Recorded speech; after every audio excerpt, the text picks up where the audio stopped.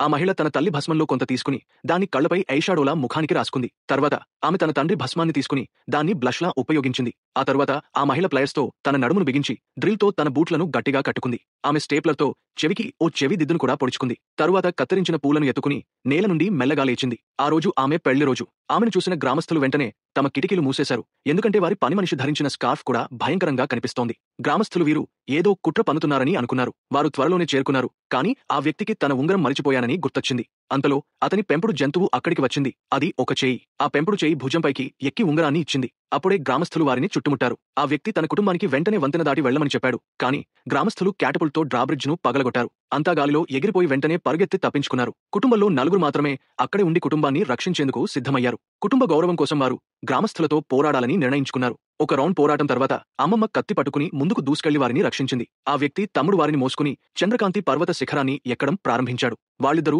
చాలా దయనీయంగా కనిపించారు. ఆ మహిళ నిట్టూర్చుతూ ఈ ప్రపంచంలో తమకు స్థలం దొరకడం కూడా కష్టమైపోయిందని చెప్పింది. ఆ వ్యక్తి ఆమెకు బయటివాళ్లెవరూ లేకుండా చీకటిగా భయంకరంగా ఉండే ఒక ఇల్లు కనపడతానని హామీ ఇచ్చాడు. అలా వారు కొత్త ఇంటి కోసం ప్రయాణమయ్యారు. వారి కారు ఆ వ్యక్తి పెంపుడు చేయి నడిపింది. తన ఇద్దరు యజమానులు ప్రేమతో ఉన్నారని చూసి ఆ పెంపుడు జంతువు వారికి సంగీతం కూడా ప్లే చేసింది. కానీ అకస్మాత్తుగా అది ఒక ప్రయాణికుడిని గుద్దింది. వారు అతని దగ్గరకు వెళ్లి చూడగా అతను మానసిక రోగి దుస్తులు ధరించి ఉన్నాడని గ్రహించారు. అదే సమయంలో ఆ మహిళ దూరంలో ఉన్న పర్వతాన్ని చూసింది.